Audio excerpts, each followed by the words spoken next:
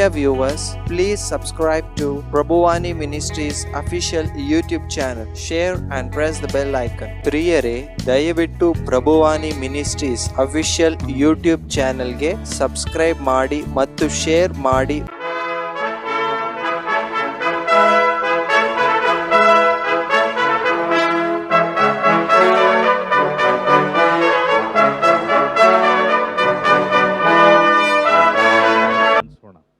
Praise the Lord.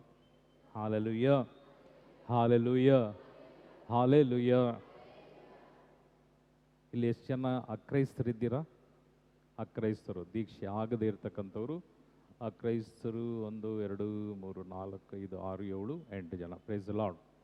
Hallelujah. ಬಾಕಿಯೆಲ್ಲ ಕ್ರೈಸ್ತರೇ, ಓಕೆನಾ? Okay. Christmas ಈಗ ಆಗಮನ ಕಾಲ. ನಮ್ಮ ಈ ಕ್ರೈಸ್ತ ಧರ್ಮದಲ್ಲಿ ಕಾಲಗಳು ನಮ್ಮಲ್ಲಿ ಇದ್ದಾವೆ. ಆಗಮನ ಕಾಲ, ಸಾಧಾರಣ ಕಾಲ ಹಾಗೂ ತಪಸ್ಸು ಕಾಲ. ಈ 3 ಕಾಲವನ್ನು ವಿಂಗಡಿಸಿರ್ತಕ್ಕಂಥ ಕಾರ್ಯ ನಮ್ಮ ತಾಯಿ ಧರ್ಮಸಭೆಯಲ್ಲಿ. ಈ ಡಿಸೆಂಬರ್ 1ನೇ ತಾರೀಕು ಅಲ್ಲಿಂದ ನಮಗೆ ಜಾನ್ವರಿ 1ನೇ ತಾರೀಕು ಆಗಮನ ಕಾಲವನ್ನು ನಾವು ನೋಡ್ತೇವೆ. ನಾವು ತಪಸ್ಸು ಕಾಲದ ಫೆಬ್ರವರಿ ಮಾರ್ಚ್ ಫಸ್ಟ್ ವೀಕಲ್ಲಿ ತಪಸ್ಸು ಕಾಲವನ್ನು ನಾವು ಪ್ರಾರಂಭಿಸುವಾಗ ಅಲ್ಲಿ ತನಕ ಈ ಡಿಸೆಂಬರ್ ಮತ್ತು ಜಾನ್ವರಿ ಆಗಮನ ಕಾಲವನ್ನು ಘೋಷಿಸಿರ್ತಕ್ಕಂಥ ಕಾಲ. ಈ ಆಗಮನ ಕಾಲ ಅಂದರೆ ಏನು? ಅದಾದಮೇಲೆ ನಿಮ್ಮನ್ನು ಕೇಳ್ತಾರೆ, ಕ್ರಿಸ್ಮಸ್ ಅಂದರೆ ಏನು? ಕ್ರಿಸ್ಮಸ್ ಅಂದರೆ ಏನು ಅಂತ ಕೇಳ್ತಾರೆ. ಏನು ಹೇಳ್ತೀರಿ? ಹಲೋ. ಈಗ ಇಲ್ಲೇ ಸುಮಾರು ಒಂದು 7-8 ಜನ ಕ್ರೈಸ್ತರಿದ್ದೀರಿ. ಅವರೇ ನಿಮ್ಮನ್ನು ಕ್ರಿಶ್ಚಿಯನ್ ಯಾರೆಲ್ಲ ಕನ್ವರ್ಟ್ ಆಗಿದ್ದೀರಿ, ಬೈ ಬರ್ತ್ ಕ್ರಿಶ್ಚಿಯನ್ ಇದ್ದೀರಿ, ನಿಮ್ಮನ್ನು ಕೇಳ್ತಾರೆ ಕ್ರಿಸ್ಮಸ್ ಅಂದರೆ ಏನು? ಏನು ಹೇಳ್ತೀರಿ? ಹೇಳ್ರಿ, ಕ್ರಿಸ್ಮಸ್ ಅಂದರೆ ಏನು? ಯೇಸು ಸ್ವಾಮಿ ಹುಟ್ಟಿದ್ದು. ಆಮೇಲೆ ಅದೇ ಬ್ರದರ್, ಗಲ್ಗಾಲ, ರೋಸ್ ಕೋಕೀಸ್ ಎಲ್ಲ ಸುಟ್ಟು ಕೇಕೆಲ್ಲ ಹಂಚೋದು, ಅದೇನಾ? ಅದು ಕ್ರಿಸ್ಮಸ್ ಅಂದರೆ ಏನು? ಪ್ರಶ್ನೆ ಇದು ದೊಡ್ಡ. ಎಲ್ರಿಗೂ ಕ್ರಿಶ್ಚಿಯನಿಗೆ ನಮ್ಮ ಕ್ರೈಸ್ತ ಧರ್ಮದಲ್ಲಿ ದೊಡ್ಡ ಹಬ್ಬ ಅಂತ ಹೇಳಿದರೆ ಈಸ್ಟರ್ ಮತ್ತು ಕ್ರಿಸ್ಮಸ್ ಎರಡೇ ದೊಡ್ಡ ಹಬ್ಬ. ಫಸ್ಟು ಈಸ್ಟರ್, ಯೇಸುವಿನ ಪುನರುತ್ಥಾನದ ಹಬ್ಬ, ಹಾಗೂ ಇದು ಕ್ರಿಸ್ಮಸ್ ನಮಗೆ 2ನೇ ದೊಡ್ಡ ಹಬ್ಬ. ಹಿಂದೂಗಳು ಎಲ್ಲ ಮುಸ್ಲಿಮ್ಸು ನಿಂಗೆ ಕೇಳ್ತಾರೆ, ಯಾಕೆ ನೀವು ಸ್ಟಾರೆಲ್ಲ ಹಾಕಿದ್ದೀರಲ್ಲ? ಸ್ಟಾರ್ ಯಾರೆಲ್ಲ ಹಾಕ್ತೀರಿ? ಸ್ಟಾರ್ ಮನೆ ಮೇಲೆ ಸ್ಟಾರ್ ಹಾಕೋರು. ಹಾಂ, ನಿಮ್ಮನ್ನ ಕೇಳ್ತಾರೆ ಏನಕ್ಕೆ ಹಾಕ್ತಿದ್ರಿ ಸ್ಟಾರ್? ಏನು ಹೇಳ್ತೀರಿ? ಸರ್ ಮಾತಾಡ್ರಿ. ಅದೇ ಬ್ರದರ್, ಆವಾಗಿಂದ ಹಾಕ್ತಾಯಿದ್ರು, ನಾವು ಅದಕ್ಕೆ ಸ್ಟಾರ್ನ ಹಾಕ್ತಾಯಿದ್ದೀವಿ. ಹೌದಾ? ಕ್ರಿಸ್ಮಸ್ ಹಬ್ಬ ಅದಕ್ಕೆ ಸ್ಟಾರ್ ಹಾಕ್ತಾಯಿದ್ದೀವಿ ಅಂತ. ದೀಪಾವಳಿಗೂ ಅಕ್ರೈಸ್ತರು ಸ್ಟಾರ್ ಹಾಕ್ತಾರೆ, ಗೊತ್ತಾ ನಿಮಗೆ? ದೀಪಾವಳಿಗೂ ಅವರು ಒಂದು ದೀಪ ಹಾಗೂ ಡಿಸೈನ್ ಬೆಳಕನ್ನು ಹಾಕ್ತಾರೆ. ನಾವು ಕ್ರಿಸ್ಮಸ್ಗೆ ಸ್ಟಾರ್ ಹಾಕ್ತೀವಿ. ಏನು ವ್ಯತ್ಯಾಸ? ಹಲೋ.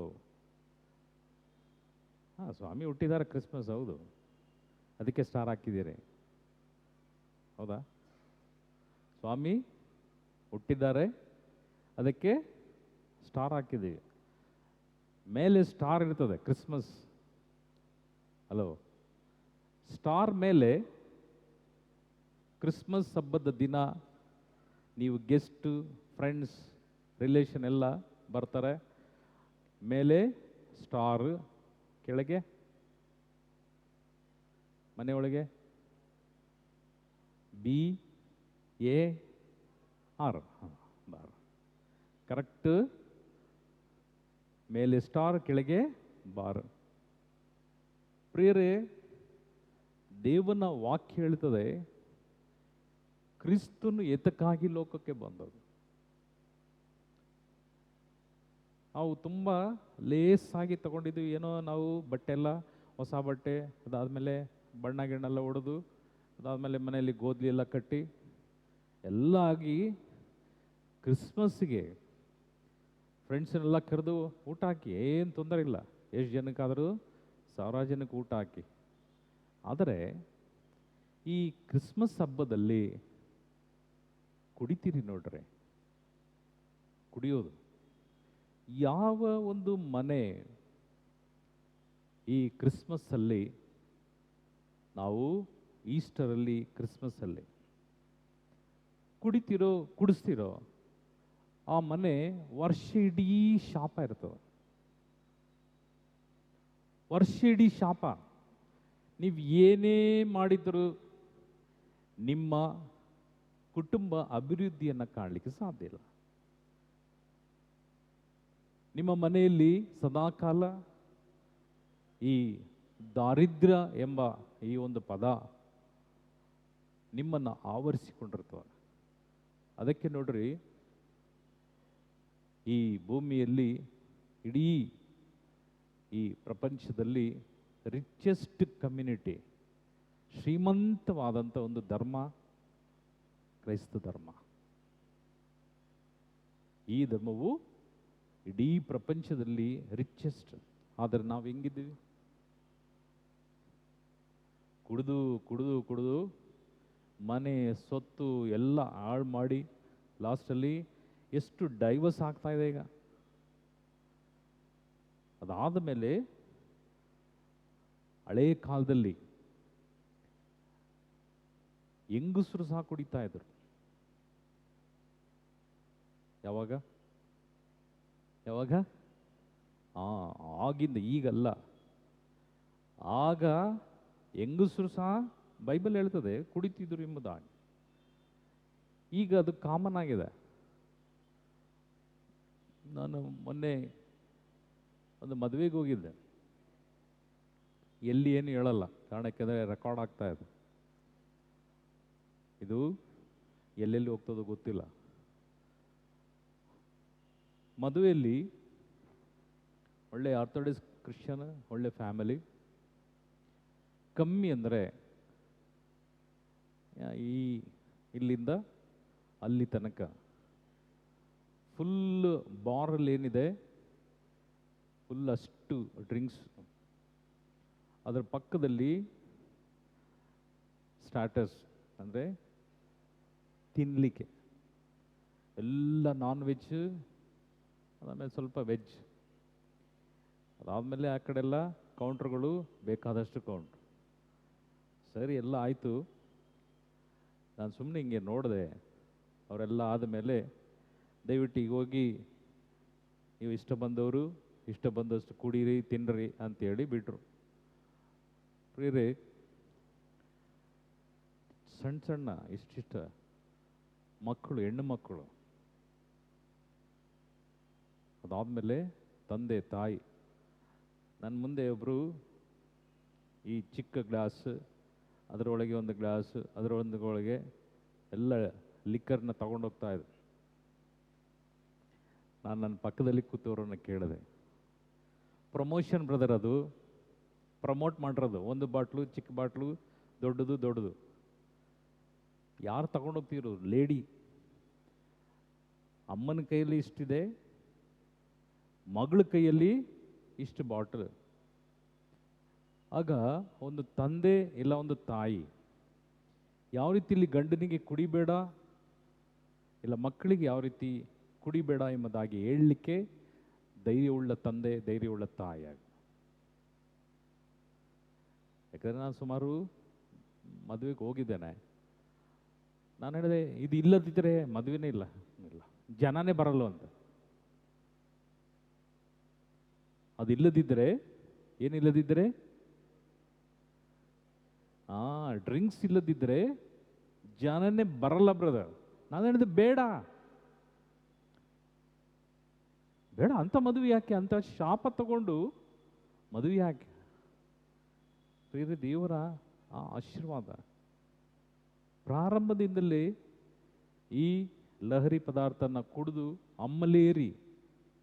ಅಮ್ಮಲೇರಿ ದೇವನನ್ನು ಆರಾಧಿಸಲಿಕ್ಕೆ ಸಾಧ್ಯ ಇಲ್ಲ. ಫಸ್ಟ್ ಸಾಮುವೇಲ್ 1ನೇ ಅಧ್ಯಾಯ ವಾಕ್ಯ 1ರಿಂದ 15 ವಾಕ್ಯ ನೋಡ್ರಿ. 1 ಸಾಮುವೇಲ್ 1ನೇ ಅಧ್ಯಾಯ ವಾಕ್ಯ 1ರಿಂದ 15 ವಾಕ್ಯಗಳು. ಎಫ್ರಾಯಿಂ ಬೆಟ್ಟದ ಪ್ರದೇಶದಲ್ಲಿ ರಾಮ ಒಂದು ಊರು. ಆ ಊರಲ್ಲಿ ಎಲ್ಕಾನ ಎಂಬ ಒಬ್ಬ ಮನುಷ್ಯನಿದ್ದ. ಇವನು ಯೆರೋಹಾಮನ ಮಗ, ಎಲಿಹೂವಿನ ಮೊಮ್ಮಗ ಹಾಗೂ ತೊಹೋವಿನ ಮರಿಮಗ. ಈ ತೊಹೋ ಎಂಬವನು ಎಫ್ರಾಯಿಮ್ಯನಾದ ಚೂಫನ ಮಗ. ಎಲ್ಕಾನನಿಗೆ 2 ಹೆಂಡತಿಯರು. ಎಲ್ಕಾನನಿಗೆ 2 ವಂಶ ಕೊಟ್ಟಿಯಾರ. ವಂಶ ನೀವು ಮೇಲೆ ಓದಿದ್ದನ್ನು ಕೇಳ್ಕೊಂಡ್ರಿ. ಈ ಎಲ್ಕಾ ಎಂಬ ಒಂದು ವ್ಯಕ್ತಿಗೆ 2 ಹೆಂಡತಿಯರು. ಓದಿ ವಾಕ್ಯ. ಒಬ್ಬಳು ಹನ್ನ, ಇನ್ನೊಬ್ಬಳು ಪೆನ್ನಿನ. ಪೆನ್ನಿನನಿಗೆ ಮಕ್ಕಳು ಇದ್ದರು, ಆದರೆ ಹನ್ನಳಿಗೆ ಇರಲಿಲ್ಲ. ಎಲ್ಕಾನನು ಪ್ರತಿ ವರ್ಷ ರಾಮದಿಂದ ಶಿಲೋವಿಗೆ ಹೋಗಿ ಸೇನಾಧೀಶ್ವರರಾದ ಸರ್ವೇಶ್ವರ ಸ್ವಾಮಿಗೆ ಬಲಿದಾನವನ್ನು ಸಮರ್ಪಿಸಿ ಆರಾಧಿಸುತ್ತಿದ್ದನು. ಅಲ್ಲಿ ಎಲಿಯನ ಮಕ್ಕಳಾದ ಹೋಫ್ನಿ, ಫಿನೆಹಾಸ ಎಂಬವರು ಸರ್ವೇಶ್ವರನ ಯಾಜಕರಾಗಿದ್ದರು. ಎಲ್ಕಾನನು ಬಲಿಯರ್ಪಿಸಿದಾಗಲೆಲ್ಲ ತನ್ನ ಹೆಂಡತಿಯಾದ ಪೆನ್ನನಳಿಗೂ ಆಕೆಯ ಎಲ್ಲ ಗಂಡು ಹೆಣ್ಣು ಮಕ್ಕಳಿಗೂ ಬಲಿಭೋಜನದ 1 ಭಾಗವನ್ನು ಕೊಡುತ್ತಿದ್ದನು. ಅವನು ಹನ್ನಳನ್ನು ಬಹಳವಾಗಿ ಪ್ರೀತಿಸುತ್ತಿದ್ದರೂ 1 ಭಾಗವನ್ನು ಮಾತ್ರ ಆಕೆಗೆ ಕೊಡುತ್ತಾ ಇದ್ದನು, ಏಕೆಂದರೆ ಸರ್ವೇಶ್ವರ ಆಕೆಗೆ ಮಕ್ಕಳನ್ನು ಕೊಟ್ಟಿರಲಿಲ್ಲ. ಇದಲ್ಲದೆ ಸರ್ವೇಶ್ವರ ನಿನ್ನನ್ನು ಬಂಜೆಯಾಗಿ ಮಾಡಿದ್ದಾರೆ ಎಂಬ ಚುಚ್ಚು ಮಾತುಗಳಿಂದ ನೋಯಿಸುತ್ತಿದ್ದಳು ಅವಳ ಸವತಿಯಾದ ಪೆನ್ನನಳು. ವರ್ಷವೂ ಇದು ಹಾಗೆಯೇ ನಡೆಯುತ್ತಿತ್ತು. ಸರ್ವೇಶ್ವರನ ಮಂದಿರಕ್ಕೆ ಹೋದಾಗಲೆಲ್ಲ ಪೆನ್ನಿನಳು ಹನ್ನಳನ್ನು ಕೆಣಕುತ್ತಿದ್ದಳು. ಇದರಿಂದಾಗಿ ಒಮ್ಮೆ ಹನ್ನಳು ಊಟ ಮಾಡಲೊಲ್ಲದೆ ಅಳುತ್ತಾ ಇದ್ದಳು. ಆಗ ಆಕೆಯ ಗಂಡ ಎಲ್ಕಾನನು ಆಕೆಗೆ, ಹನ್ನ, ಏಕೆ ಅಳುತ್ತಿರುವೆ? ಊಟ ಮಾಡುವುದಿರುವುದಕ್ಕೆ ಕಾರಣ ಏನು? ವ್ಯಸನ ಪಡುವುದು ಏಕೆ? 10 ಮಕ್ಕಳಿಗಿಂತಲೂ ನಾನು ನಿನಗೆ ಹೆಚ್ಚಲ್ಲವೇ ಎಂದನು. ಶಿಲೋವಿನಲ್ಲಿ ಅವರು ಅನ್ನಪಾನಗಳನ್ನು ತೆಗೆದುಕೊಂಡ ಮೇಲೆ ಹನ್ನಳು ಎದ್ದು ಸರ್ವೇಶ್ವರನ ಮಂದಿರಕ್ಕೆ ಬಂದಳು. ಯಾಜಕ ಎಲಿಯನು ಆ ಮಂದಿರದ ದ್ವಾರದ ನಿಲವು ಪಟ್ಟಿಗಳ ಬಳಿ ಒಂದು ಪೀಠದ ಮೇಲೆ ಕುಳಿತಿದ್ದನು. ಹನ್ನಳು ಬಹು ದುಃಖದಿಂದ ಕಣ್ಣೀರಿಡುತ್ತಾ ಸರ್ವೇಶ್ವರನಲ್ಲಿ ಹೀಗೆಂದು ಪ್ರಾರ್ಥಿಸಿದಳು. ಸರ್ವಶಕ್ತರಾದ ಸರ್ವೇಶ್ವರ, ನಿಮ್ಮ ದಾಸಿಯಾದ ನನ್ನ ದುಃಖವನ್ನು ನೀಗಿಸಿರಿ, ನನ್ನನ್ನು ಪರಾಂಬರಿಸಿರಿ. ನನ್ನನ್ನು ತಿರಸ್ಕರಿಸದೆ ಕನಿಕರಪಟ್ಟು ನನಗೊಬ್ಬ ಮಗನನ್ನು ಅನುಗ್ರಹಿಸಿ. ಅವನನ್ನು ಅಮರಣಾಂತರ ನಿಮಗೆ ಸಮರ್ಪಿಸುವೆನು. ಅವನ ತಲೆಯ ಮೇಲೆ ಕ್ಷೌರ ಕತ್ತಿಯನ್ನು ಬರಕೊಡುವುದಿಲ್ಲ ಎಂದು ಹರಕೆ ಮಾಡುತ್ತೇನೆ. ಹನ್ನಳು ಬಹಳ ಹೊತ್ತಿನ ವರೆಗೆ ಸರ್ವೇಶ್ವರನ ಮುಂದೆ ಪ್ರಾರ್ಥನೆ ಸಲ್ಲಿಸುತ್ತಾ ಇದ್ದಳು. ಎಲಿ ಆಕೆಯ ಬಾಯಿಯನ್ನು ಗಮನಿಸಿದನು. ಆಕೆ ಹೃದಯಾಂತರಾಳದಿಂದ ಪ್ರಾರ್ಥಿಸುತ್ತಿದ್ದಳು. ತುಟಿಗಳು ಅಲುಗಾಡುತ್ತಿದ್ದವು, ಶಬ್ದ ಮಾತ್ರ ಕೇಳಿಸುತ್ತಿರಲಿಲ್ಲ. ಆದುದರಿಂದ ಇವಳು ಕುಡಿದಿರಬೇಕೆಂದು ತಿಳಿದು, ನಿನ್ನ ಕುಡಿತದ ಅಮಲು ಇನ್ನೂ ಇಳಿಯಲಿಲ್ಲವೇ? ದ್ರಾಕ್ಷಾರಸದ ನಿಶೆ ನಿನ್ನನ್ನು ಬಿಟ್ಟು ಹೋಗಲಿ ಎಂದನು. ಆಕೆ, ಇಲ್ಲ ಸ್ವಾಮಿ, ನಾನು ಕುಡಿದಿಲ್ಲ. ನಾನು ಬಹಳ ದುಃಖ ಪೀಡಿತಳು. ದ್ರಾಕ್ಷಾರಸವನ್ನಾಗಲಿ ಬೇರೆ ಯಾವ ಮದ್ಯವನ್ನಾಗಲಿ ಕುಡಿದವಳಲ್ಲ. ನನ್ನ ಮನೆ ದೊವೆಯನ್ನು ಸರ್ವೇಶ್ವರನ ಮುಂದೆ ತೋಡಿಕೊಳ್ಳುತ್ತಾ ಇದ್ದೇನೆ. ನಿಮ್ಮ ದಾಸಿಯಾದ ನನ್ನನ್ನು ಅಯೋಗ್ಯಳೆಂದು ನೆನೆಸಬೇಡಿ. ಈವರೆಗೂ ನನ್ನ ಅತಿಯಾದ ವ್ಯಥೆಯನ್ನು ಅರಿಕೆ ಮಾಡಿಕೊಳ್ಳುತ್ತಿದ್ದೆ ಎಂದು ಹೇಳಿದಳು. ಆಗ ಎಲಿ ಆಕೆಗೆ, ಸಮಾಧಾನದಿಂದ ಹೋಗು, ಇಸ್ರಾಯೇಲಿನ ದೇವರು ನಿನ್ನ ಪ್ರಾರ್ಥನೆಯನ್ನು ಈಡೇರಿಸಲಿ ಎಂದನು. Praise the lord. ಬಲಗೈ ಮೇಲೆ ಮಾಡಿ praise the lord. Hallelujah, hallelujah. ಇಲ್ಲಿ 3 ಕಾರ್ಯವನ್ನು ನಾವು ನೋಡ್ತೇವೆ. ಇಲ್ಲಿ 1 ಗಂಡ 2 ಹೆಂಡತಿ. ಈ ಇಬ್ಬರ ಈ ಹೆಂಗಸರಲ್ಲಿ ಅನ್ನಳಿಗೆ ಮೊದಲನೆಯವಳಿಗೆ ಮಕ್ಕಳಿಲ್ಲ.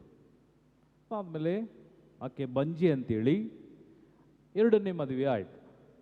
ಅವಳಿಗೆ ಮಗು ಆಯಿತು. ಮಗು ಆದಮೇಲೆ ಆಕೆ ಇವಳನ್ನು ಈನ ಸ್ಥಿತಿ ಅಂದರೆ ಮಕ್ಕಳಿಲ್ಲದಂಥ ಒಂದು ಹೆಂಗಸು ಲೋಕದಲ್ಲಿ ಮದುವೆಯಾದಂಥ ಒಂದು ಹೆಂಗಸಿದ್ದರೆ ಆಕೆಯನ್ನು ಹೀನ ಸ್ಥಿತಿಯಲ್ಲಿಯೂ ಅವರನ್ನು ತುಚ್ಛವಾಗಿ ಮಾತನಾಡುವಂಥದ್ದು ಲೋಕದ ರೂಢಿ.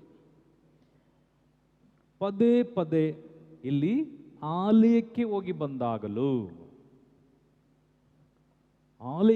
ಬಂದಾಗಲೂ ಹಾಗೂ ಕುಟುಂಬದಲ್ಲಿ ಒಂದು ಸಮಾರಂಭಗಳಲ್ಲಿ ಹೋಗಿ ಬಂದಾಗಲೂ ಈ ಅನ್ನಳನ್ನು ಪದೇ ಪದೇ ಚುಚ್ಚು ಮಾತುಗಳಿಂದ ನೋಯಿಸ್ತಿದ್ರು.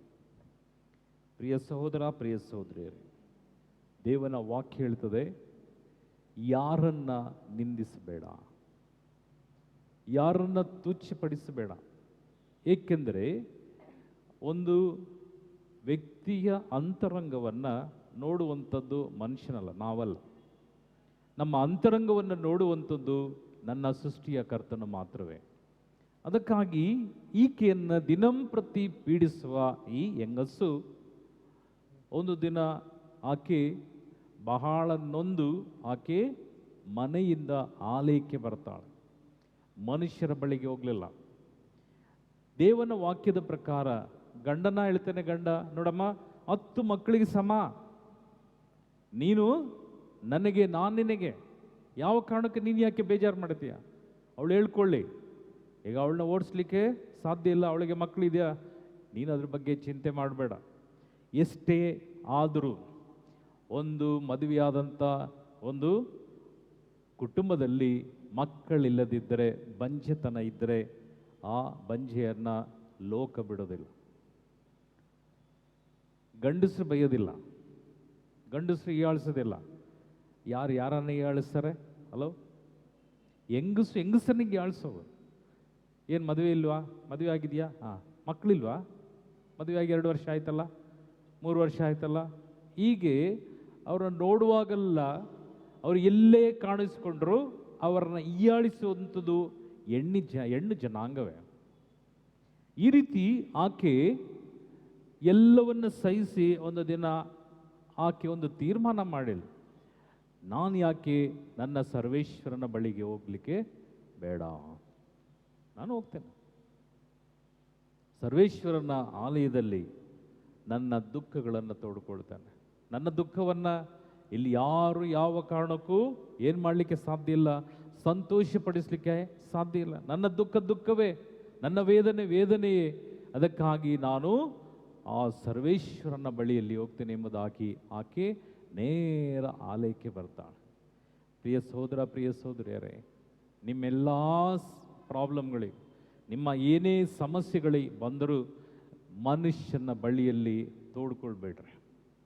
ಮನುಷ್ಯನು ನಿಮ್ಮನ್ನು ಹೀಯಾಳಿಸ್ತಾನೆ. ಮನುಷ್ಯನು ನಿಮ್ಮನ್ನು ತಕ್ಕ ಸಮಯಕ್ಕೆ ಅದು ಏನೇ ಒಂದು ಸಹಾಯ ಮಾಡಿದರು, ನಾನೇ ಮಾಡಿದ್ದು, ನಾನೇ ಕೊಟ್ಟಿದ್ದು, ನಾನೇ ಹೇಳಿದ್ದು, ನಾನೇ ಇದೆಲ್ಲ ಮಾಡಿದ್ದು. ನಾನೇ ಎಂಬ ಈ ಪದವನ್ನು, ಅದಕ್ಕೆ ದೇವನ ವಾಕ್ಯ ಹೇಳ್ತೇವೆ, ಅಬ್ರಾಮನು ಯಾವ ಕಾರಣಕ್ಕೂ ಅವನ ಸಹೋದರನ ಜೊತೆಯಲ್ಲಿ ಹೋಗಿ ಅವನ ಸಹೋದರನ ಆಸ್ತಿಯೆಲ್ಲ ಕಿತ್ತುಕೊಂಡಾಗ ಅಬ್ರಾಮನು ಹೋಗಿ ಯುದ್ಧ ಮಾಡಿ ಅವರೆಲ್ಲ ಆಸ್ತಿಯನ್ನು ಮತ್ತೆ ತಂದು ಕೊಡುವಾಗ ಸಹೋದರ ಹೇಳ್ತಾನೆ, ಏನು ಬೇಕಾದರೂ ತಗೋ, ಕಾಲಿಗೆ ಕಟ್ಟುವಂಥ ಆ ಶೂವಿನ ದಾರ ಸಹ ಬೇಡ. ಯಾಕೆ ಈ ಮಾತು ಹೇಳ್ತಾರೆ ಅಂತ ಹೇಳಿದರೆ, ನನ್ನನ್ನು ನನಗೆ ಕೊಡುವಂಥ ನನ್ನ ಆಸ್ತಿ ಎಲ್ಲವೂ ಸರ್ವೇಶ್ವರ ಕೊಟ್ಟಿದ್ದು, ನಾನು ಕೊಟ್ಟಿದ್ದು ಎಂಬುದಾಗಿ ನಿನ್ನ ಬಾಯಲ್ಲಿ ಬರ್ಕೊಡುದು ಎಂಬುದಾಗಿ ಅಬ್ರಾಹ್ಮನು ಸಹ ಒಂದು ದಾರವನ್ನು, ಒಂದು ಚಿನ್ನದ ನಾಣ್ಯವನ್ನು ಇಸ್ಕೊಳ್ಳಿಲ್ಲ. ಅದೇ ರೀತಿಯಲ್ಲಿ ಇಲ್ಲಿ ಅನ್ನಳ ಪ್ರಾರ್ಥನೆ. ಅನ್ನಳು ಆಲಯಕ್ಕೆ ಬಂದು ಸರ್ವೇಶ್ವರನ ಮುಂದೆ ಅವಳು ಪ್ರಾರ್ಥಿಸುವಾಗ ಅವಳ ಆ ಪ್ರಾರ್ಥನೆ ನೋಡ್ರಿ, ಒಂದು ವ್ಯಕ್ತಿಯ ಪ್ರಾರ್ಥನೆ ಯಾವಾಗ ದೇವನು ನೆರವೇರಿಸ್ತಾರೆ ಅಂತ ಹೇಳಿದರೆ, ಒಂದೇ ಒಂದು ಸತ್ಯವನ್ನು ತಿಳ್ಕೊಳ್ರಿ, ನಾವು ಒಳ್ಳೆ ಬಟ್ಟೆ ಹಾಕ್ಬೋದು, ಒಳ್ಳೆಯ ಬಟ್ಟೆ, ಪರ್ಫ್ಯೂಮು ಎಲ್ಲ ಹಾಕಿ ಆಲಯಕ್ಕೆ ಬಂದು ಪ್ರವಚನನ ಕೇಳಿ ಮನೆಗೆ ಹೋಗಿ ಹೀಯಾಳಿಸುವಂಥ, ಗೌರವ ಇಲ್ಲದಂಥ ಹಾಗೂ ಇನ್ನೊಬ್ಬರನ್ನು ತುಚ್ಛವಾಗಿ ಮಾತನಾಡುವಂಥ, ಅಗೌರವವಾಗಿ ಮಾತನಾಡುವಂಥ ಯಾವುದು ನೀನು ಮಾಡಿದಂಥ ಈ ಪ್ರಾರ್ಥನೆ ಮತ್ತು ಬಂದಂಥ ನಿನ್ನ ತ್ಯಾಗ ಯಾವುದು ಪ್ರಯೋಜನ ಇಲ್ಲ. ಅದು ಶಾಪವಾಗಿರ್ತದೆ. ನಿನ್ನ ಕುಟುಂಬಕ್ಕೆ ನಿನ್ನಿಂದಲೇ ಶಾಪ ಇರ್ತದೆ, ನಿನ್ನ ಮಕ್ಕಳಿಗೆ ನಿನ್ನಿಂದಲೇ ಶಾಪ. ನಿನ್ನ ಕುಟುಂಬವು ನೋಡಲಿಕ್ಕೆ ಚೆನ್ನಾಗಿರ್ಬೋದು, ನೋಡಲಿಕ್ಕೆ ಆನಂದವಾಗಿರ್ಬೋದು, ಆದರೆ ಒಂದು ತಿಳ್ಕೊಳ್ರಿ, ಇಲ್ಲಿ ಬಂದಂಥ ನೀವು ನಾನು ವಾಕ್ಯವನ್ನು ಕೇಳಿದ ಮೇಲೆ ಮನ ಪರಿವರ್ತನೆ ಹೊಂದದೆ ನೀನು ವಾಕ್ಯದಲ್ಲಿ ಕೂತಾಗ ನೀನು ಕೊಂಡು ಹೋಗುವಂಥದ್ದು ಶಾಪ. ಬಲಗೈ ಮೇಲೆ ಮಾಡಿ praise the Lord. Hallelujah, hallelujah. Thank you Jesus, praise you Jesus. ಚಿಕ್ಕ ವಯಸ್ಸಿನಿಂದ ನಿನ್ನ ಮಕ್ಕಳಿಗೆ ನೀವು ದೇವನ ಪರಿಶುದ್ಧತೆಯನ್ನು, ದೇವನ ವಾಕ್ಯವನ್ನು ಕಲಿಸದೇ ಇದ್ದರೆ, ಗಂಡ ಹೆಂಡತಿ ವಾಗ್ದಾನ ಮಾಡ್ತೀರಿ ಮದುವೆಯಲ್ಲಿ, ಸುಖ ದುಃಖದಲ್ಲೂ, ಹೌದಾ, ನೋವಿನಲ್ಲೂ ನಲಿವಿನಲ್ಲೂ ನನಗೆ ಕೊಡುವಂಥ ಮಕ್ಕಳನ್ನು ಸಭೆಗೂ ವಿಶ್ವಾಸಕ್ಕೂ ನಾನು ಸಾಕಿ ಸಲಹುತ್ತೇನೆ. ಗಂಡ ಹೆಂಡತಿಯಲ್ಲಿ ಪ್ರಮಾಣ ಮಾಡೋದು. ಈ ಪ್ರಮಾಣವನ್ನು ಫಾದರ್ ಆಗಲಿ, ಬಂದಂಥ ಸಭೆ ಆಗಲಿ, ಬಂದಂಥ ಜನ ಯಾವುದೇ ಕಾರಣಕ್ಕೆ ನಮ್ಮನ್ನು ತೀರ್ಮಾನ ಮಾಡುವಂಥದ್ದಲ್ಲ. ನೀವು ನಾನು ಮಾಡಿದಂಥ ಈ ವಾಗ್ದಾನ ಆ ಪರಿಶುದ್ಧವಾದಂಥ ದೈವ ಸನ್ನಿಧಾನಕ್ಕೆ ನೀವು ನಾನು ಮಾಡುವಂಥ ವಾಗ್ದಾನ. ಇದರಲ್ಲಿ ಒಂಚೂರು ಎಡವಟ್ಟಾದರೆ ನೀವು ನಿಮ್ಮ ಮಕ್ಕಳಿಗೆ ದ್ವೇಷವನ್ನು, ವೈರಾಗ್ಯವನ್ನು, ಹಗೆತನವನ್ನು ಹಾಗೂ ಕ್ಷಮಿಸದೆ ಹಾಗೂ ವಿಶ್ವಾಸಕ್ಕೆ ಬದಲಾಗಿ ಅವಿಶ್ವಾಸವನ್ನು ಕಲಿಸಿ, ಅದಾದಮೇಲೆ ಮಕ್ಕಳನ್ನು, ನಾನು ಅದೇ ಹೇಳೋದು, ಮಕ್ಕಳನ್ನು ಚರ್ಚಿಗೆ ಕರ್ಕೊಂಡು ಬನ್ನಿರಿ, ಮಕ್ಕಳನ್ನು ಪ್ರಾರ್ಥನೆಗೆ ಕರ್ಕೊಂಡು ಬನ್ನಿರಿ. ಮಕ್ಕಳು ಒಂದು ದಿವಸದಲ್ಲಿ ನೀವು ನಿಮ್ಮ ಟ್ಯೂಷನ್ನು, ಮಕ್ಕಳು ದೊಡ್ಡ ಯಾವ ಒಂದು ಉದ್ಯೋಗಕ್ಕೆ ಹೋಗಲಿಕ್ಕೆ ದೇವರ ವಾಕ್ಯ ಇದ್ದರೆ, ಏನೇ ಆದರೂ ದೇವರ ವಾಕ್ಯ ಇದ್ದರೆ, ನನ್ನ ಮಗಳಿಗೆ PhD ಮಾಡ್ಯಾಳೆ ಇದು ಮನೆಯಲ್ಲಿ, PhD ಮಾಡಿ, ನಾನು ಇವತ್ತು ಸಂಜೆ ಅದೇ ಹೇಳ್ತಾ ಇದ್ದೆ ನನ್ನ ಮಗಳು, ಡ್ಯಾಡಿ ನಾನು ಓದಿ ಏನು ಪ್ರಯೋಜನ, ಒಳ್ಳೆ ಸ್ಕೂಲಲ್ಲಿ ಓದಿದ್ವಿ, ಅದಾದಮೇಲೆ ಒಳ್ಳೆ ಡಿಸ್ಟಿಂಕ್ಷನಲ್ಲಿ ಪಾಸ್ ಆದ್ವಿ, ಬಯೋಕೆಮ್ ತಗೊಂಡೆ, ಅದಾದಮೇಲೆ PhDಗೂ ಹೋದೆ, ಮನೇಲಿ ಕೂತಿದ್ದೀನಲ್ಲ. ಯೋಚನೆ ಮಾಡಿ ನೋಡ್ರಿ, ನಿನ್ನ ಸರ್ವಸ್ವವು ದೇವನಿಗೆ ಸಮರ್ಪಿಸಿಕೊಡ್ಬೇಕು. ನಿನ್ನ ಜೀವಿತ ಯಾವ ರೀತಿಯಲ್ಲಿ, ಈಗ ನಾನು ಕನಸು ಮನಸ್ಸಲ್ಲೂ ನನಗೆ ಗೊತ್ತಿಲ್ಲ ನನ್ನ ಹೆಂಡತಿ ಇಷ್ಟು ಬೇಗ ಸತ್ತೋಗ್ತಾರೆ ಅಂತೇಳಿ. ಸತ್ತ ಮೇಲೆ ನನ್ನ ಮಗಳು ಕೆಲಸಕ್ಕೆ ರಾಜೀನಾಮೆ ಮಾಡಿ ನನ್ನ ಹತ್ರ ಬಂದು ನನ್ನ ಸೇವೆ ಮಾಡ್ತಾ ಇದ್ದಾಳೆ. ಆಕೆ ಓದಿ ಯಾವ ಒಂದು ಪ್ರಯೋಜನ ಇಲ್ಲ. ನಾನು ಅದೇ ಹೇಳಿದೆ, ನಿನ್ನ ಮಕ್ಕಳು ಸ್ವಲ್ಪ ದೊಡ್ಡವರಾಗಲಿ, ನಿನ್ನ ಕೆಲಸಕ್ಕೆ ಹೋಗು, ಸ್ವಲ್ಪ ಮಕ್ಕಳು ದೊಡ್ಡವರಾಗಲಿ. ಕಾರಣಕ್ಕೆಂದರೆ 2 ಹೆಣ್ಣು ಮಕ್ಕಳು ಇಲ್ಲ, ನಿನ್ನ ಗಂಡನ ಸಂಪಾದನೆ ಇದ್ದರೆ ಸಾಕು. ಇಲ್ಲ ಡ್ಯಾಡಿ ಮುಂದಿನ ದಿನಗಳಲ್ಲಿ ಎಷ್ಟು ಕಷ್ಟನೋ. ನಾನು ಹೇಳಿದೆ, ದೇವರಿದ್ದಾರೆ, ದೇವ್ರು ನಡೆಸ್ತಾರೆ. ಪ್ರಿಯರೇ, ದೇವನ ವಾಕ್ಯ ಹೇಳ್ತದೆ, ಪರಿಶುದ್ಧ ಇಲ್ಲದೆ, ದೇವನ ಆಶೀರ್ವಾದ ನಿನಗಿಲ್ಲದಿದ್ದರೆ, ನಿನ್ನ ದೇವನು ಕೊಟ್ಟಂಥ ಆಶೀರ್ವಾದವನ್ನು ನೀನು ಪಡೆದು ನಿನ್ನ ಮಕ್ಕಳಿಗೆ, ನಿನ್ನ ಗಂಡನಿಗೆ, ಇಲ್ಲ ನಿನ್ನ ಹೆಂಡತಿಗೆ ನೀನು ತಿದ್ದದೇ ಇದ್ದಲ್ಲಿ, ನಿನ್ನ ಕಣ್ಣೆದುರಿಗೆ ನಡೆಯುವಂಥ ಘೋರವಾದ ಘಟನೆಯನ್ನು ನೀನು ನೋಡಿ ಅನುಭವಿಸ್ಬೋದು. ಮಕ್ಕಳೋ ಇಲ್ಲ ಗಂಡನೋ ಇಲ್ಲ ಹೆಂಡತಿಯೋ ಯಾರೋ ಎನಿ ಎಕ್ಸ್. ಅದಕ್ಕಾಗಿ ಇಲ್ಲಿ ಅನ್ನಳ ಪ್ರಾರ್ಥನೆ, ಅತಿ ಅಭಿಷೇಕದ ಪ್ರಾರ್ಥನೆ. ಆಕೆ ಮನನೊಂದು ದೇವರ ಬಳಿಗೆ ಬರ್ತಾಳೆ. ಮನನೊಂದು ವಾಕ್ಯ ಇದೆ ನೋಡಿ, ತುಂಬ ಕ್ಲಿಯರ್ ವಾಕ್ಯ. ಮನನೊಂದು ಅವಳು ದೇವನ ಆಲಯಕ್ಕೆ ಬಂದಾಗ, ಆಲಯದ ದ್ವಾರದಲ್ಲಿ ಏಲಿಯನು ಕೂತಿದ್ದ. ಆತನು ಆಲಯದ ಮುಂದೆ ಕೂತಾಗ ಬಂದಂಥ ಅನ್ನಳನ್ನು ನೋಡುವಾಗ ಆಕೆ ಸರ್ವೇಶ್ವರನೊಂದಿಗೆ ಮನನೊಂದು ಪ್ರಾರ್ಥನೆ. ಓದಿ ಬ್ರದರ್ ಆ ವಾಕ್ಯ.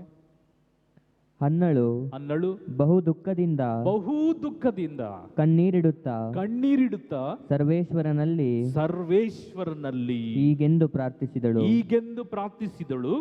ಸರ್ವಶಕ್ತರಾದ ಸರ್ವೇಶ್ವರ, ನಿಮ್ಮ ದಾಸಿಯಾದ ನನ್ನ ದುಃಖವನ್ನು ನೀಗಿಸಿರಿ, ನನ್ನನ್ನು ಪರಾಂಬರಿಸಿರಿ. ನನ್ನನ್ನು ತಿರಸ್ಕರಿಸಿದೆ ಕನಿಕರಪಟ್ಟು ನನಗೊಬ್ಬ ಮಗನನ್ನು ಅನುಗ್ರಹಿಸಿ. 3 ವಾಕ್ಯ ಇದೆ ನೋಡ್ರಿ, ಓದಿ ಬ್ರದರ್. ನನ್ನನ್ನು ಪರಾಂಬರಿಸಿ ಅಂದ್ರೆ ಏನು? ಹಲೋ, ಸ್ವಲ್ಪ ನನ್ನ ನೋಡ್ರಿ, ಬೈಬಲ್ ನೋಡ್ಬಿಡ್ರಿ, ನನ್ನ ನೋಡ್ರಿ, ಏನದು ಅದ ವಾಕ್ಯದ ಅರ್ಥ? ಹಲೋ, ತಪ್ಪು ಮಾಡಿದ್ರೆ ಹೇಳ್ತಾರಲ್ಲ, ಸರಿ ಪರಾಮರ್ಶಿ ನೋಡ್ರಿ. ಅಂದರೆ ಯಾವ ಒಂದು ವ್ಯಕ್ತಿ ಪರೀಕ್ಷೆಗೆ ಒಳಪಡಿಸುವಂತ, ಈಗ ಟೆಸ್ಟ್ ಮಾಡಬೇಕು, ಇಂಗ್ಲೀಷಲ್ಲಿ ಟೆಸ್ಟ್ ಮಾಡ್ರಿ, ಕನ್ನಡದಲ್ಲಿ ಪರಾಮರ್ಶಿ, ನನ್ನನ್ನು ನೋಡಿ ಟೆಸ್ಟ್ ಮಾಡ್ರಿ. ಆಕೆ ಫಸ್ಟ್ ಹೇಳ್ತಾಳೆ, ಸ್ವಾಮಿ ನನ್ನನ್ನು ಪರಾಮರ್ಶಿಸು, ನನ್ನ ನೋಡು, ನಾನು ಯಾವ ಕಾರಣಕ್ಕೂ ನಿಮಗೆ ವಿರೋಧವಾಗಿಯೂ ಗಂಡನಿಗೆ ವಿರೋಧವಾಗಿಯೂ ಸಮಾಜಕ್ಕೆ ವಿರೋಧವಾಗಿಯೂ ನಾನು ದ್ರೋಹ ಮಾಡಿಲ್ಲ, ಪಾಪ ಮಾಡಲಿಲ್ಲ. ಪರಾಮರ್ಶಿಸು, ನನ್ನನ್ನು ಟೆಸ್ಟ್ ಮಾಡಿ ನೋಡು, ನನ್ನ ಒಂದೊಂದು ದಿನದ ಕಾರ್ಯವನ್ನು ನೀನು ನೋಡು, ಯಾಕಂದರೆ ನೀನು ಸರ್ವೇಶ್ವರ, ನನ್ನನ್ನು ಟೆಸ್ಟ್ ಮಾಡು ಎಂಬುದಾಗಿ ವಾಕ್ಯದಲ್ಲಿ ಕ್ಲಿಯರ್ ಆಗಿ ಹೇಳ್ತಾಳೆ. ನನ್ನನ್ನು ಪರಾಮರ್ಶಿಸು. ಪ್ಲಸ್ ನೆಕ್ಸ್ಟ್ ವಾಕ್ಯ, ನನ್ನನ್ನು ತಿರಸ್ಕರಿಸದೆ ಕನಿಕರಪಟ್ಟು ಸ್ವಾಮಿ ನನ್ನನ್ನು ಟೆಸ್ಟ್ ಮಾಡಿ ಯಾವ ಕಾರಣಕ್ಕೂ ತಿರಸ್ಕಾರ ಮಾಡದೆ ನನಗೆ ಒಂದು ತೀರ್ಮಾನ ಮಾಡು. ಇವತ್ತೊಂದು ತೀರ್ಮಾನ ಆಗಲಿ, ಇಲ್ಲ ನನ್ನನ್ನು ತಗೋ, ಇಲ್ಲಿಗೆ ನನ್ನ ಕೇಳಿದ್ದನ್ನು ಕೊಡು. ಇದು ಪ್ರಾರ್ಥನೆ. ಪ್ರಾರ್ಥನೆ ಎಂಬುದು ಈ ಅನ್ನಳ ಪ್ರಾರ್ಥನೆಯನ್ನೇ ದೇವನ ವಾಕ್ಯ ಹೇಳ್ತದೆ, ನಿನ್ನನ್ನು ನಾನು ಆಶೀರ್ವದಿಸುವುದೆಂಬುದಾಗಿ. ಈ ಅನ್ನಳ ರೀತಿಯಲ್ಲಿ ಪ್ರಾರ್ಥನೆ ಮಾಡುವಾಗ ದೇವನ ವಾಕ್ಯ ಏನು ಹೇಳ್ತದೆ? ಓದಿ ಬ್ರದರ್ ವಾಕ್ಯ, ಮುಂದಿನ ವಾಕ್ಯ. ನನ್ನನ್ನು ತಿರಸ್ಕರಿಸದೆ ಕನಿಕರಪಟ್ಟು ನನಗೊಬ್ಬ ಮಗನನ್ನು ಅನುಗ್ರಹಿಸಿ. ನನಗೆ ಒಂದು ಮಗನನ್ನು ಅನುಗ್ರಹಿಸು, ಅವನನ್ನು ಆಮರಣಾಂತರ ನಿಮಗೆ ಸಮರ್ಪಿಸುವೆನು. ಜೀವಮಾನ ಇಡೀ ಅವನನ್ನು ನಿನಗೆ ಸಮರ್ಪಿಸಿ ಕೊಡ್ತೇನೆ. ಆಮೇಲೆ ಅವನ ತಲೆಯ ಮೇಲೆ ಕ್ಷೌರ ಕತ್ತಿಯನ್ನು ಬರಗೊಡುವುದಿಲ್ಲ ಎಂದು ಹರಕೆ ಮಾಡುತ್ತೇನೆ. ಅನ್ನಳು ಬಹಳ ಹೊತ್ತಿನವರೆಗೆ ಸರ್ವೇಶ್ವರನ ಮುಂದೆ ಪ್ರಾರ್ಥನೆ ಸಲ್ಲಿಸುತ್ತಾ ಇದ್ದಳು. ಬಹಳ ಹೊತ್ತಿನವರೆಗೂ ಸರ್ವೇಶ್ವರನ ಮುಂದೆ ತನ್ನ ದುಃಖವನ್ನ ತೋಡಿಕೊಂಡ್ಳು. ಆಮೇಲೆ ಏಲಿ ಆಕೆಯ ಬಾಯನ್ನು ಗಮನಿಸಿದನು. ಆಕೆ ಹೃದಯಾಂತರಳದಿಂದ ಪ್ರಾರ್ಥಿಸುತ್ತಾ ಇದ್ದಳು. ತುಟಿಗಳು ಅಲುಗಾಡುತ್ತಿದ್ದವು, ಶಬ್ದ ಮಾತ್ರ ಕೇಳಿಸುತ್ತಿರಲಿಲ್ಲ. ಆದುದರಿಂದ ಇವಳು ಕುಡಿದಿರಬೇಕೆಂದು ತಿಳಿದು, ನಿನ್ನ ಕುಡಿತದ ಅಮಲು ಇನ್ನೂ ಇಳಿಯಲಿಲ್ಲವೇ? ತುಂಬಾ ಹೊತ್ತು ಪ್ರಾರ್ಥನೆ ಆದ್ಮೇಲೆ ಈ ಫಾದರ್ಗೆ ತಲೆ ಕೆಟ್ಟೋಯ್ತು. ಯಾವ ಫಾದರ್ಗೆ? ಹಲೋ, ಏಲಿಯಾ ಎಂಬ ಫಾದರ್ಗೆ. ನೋಡ್ತಾನೆ ಇದ್ದ. ನೋಡ್ರಿ, ಈ ಏಲಿಯನ್ನು ಯಾರನ್ನ ನೋಡ್ತಾ ಇದ್ದಾರೆ? ಹಲೋ, ಅನ್ನಳನ್ನು ನೋಡ್ತಾ ಇದ್ದಾನೆ. ಅನ್ನಳು ಯಾರನ್ನ ನೋಡ್ತಾ ಇದ್ದಾರೆ? ದೇವರ ಸರ್ವೇಶ. ವ್ಯತ್ಯಾಸ ನೋಡ್ರಿ. ಅನ್ನಳು ಮನ ಬಿಚ್ಚಿ ಮನನೊಂದು ಕಣ್ಣು ಮುಚ್ಚಿ ದೇವನಲ್ಲಿ ಪ್ರಾರ್ಥಿಸುವಾಗ